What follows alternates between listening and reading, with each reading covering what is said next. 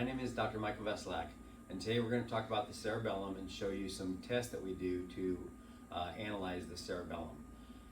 The cerebellum is often known as the second brain. It's super important for processing sensory information, for balance, motor control, and it terminates movement.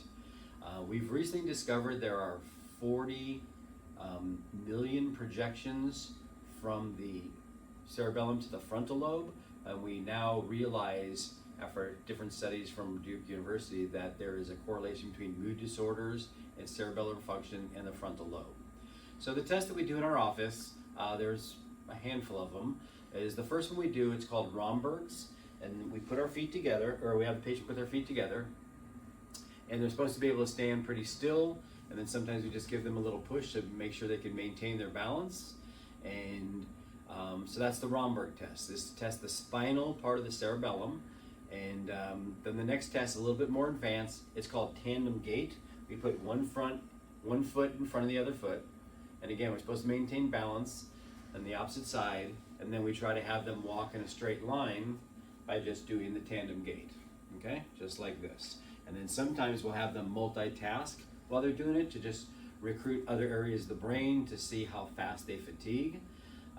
The next test, it's called dysdiakinesia. It's kind of a big word, but it's alternating movements super fast to make sure they can do this, to look for the coordination part. And then the one hopefully you're not too familiar with is the sobriety test. It's when you get pulled over, hands are out, eyes are closed, and you just slowly touch finger to nose. And what we're looking for in our office is, one, can you hit the nose? That's important, but that's a different part of the brain. That's the parietal lobe that tells your body where it is in space.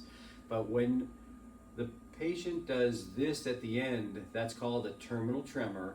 So I said the cerebellum terminates movement. There has to be a smooth, coordinated movement, and to hit the nose without any tremor. So if you see a tremor, it doesn't mean anything by itself. You have to look at the whole picture, the entire evaluation. Other things we look for as far as the cerebellum is sometimes people, when they get up from a chair, they do a broad base gait. When I see this wide stance, I immediately do cerebellar tests. I know their balance is off. And then we immediately put them into the Romberg and the tandem gait. And then the other thing we want to evaluate, I mentioned there's a big correlation between the frontal lobe and the cerebellum. And so we'll do frontal lobe tests that we'll talk about in the next video. But the cerebellum is super important.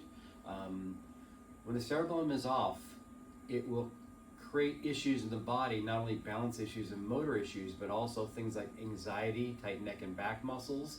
And we reset this cerebellum issue, usually the vestibular cerebellum that causes that, the patient will dramatically improve with their symptoms.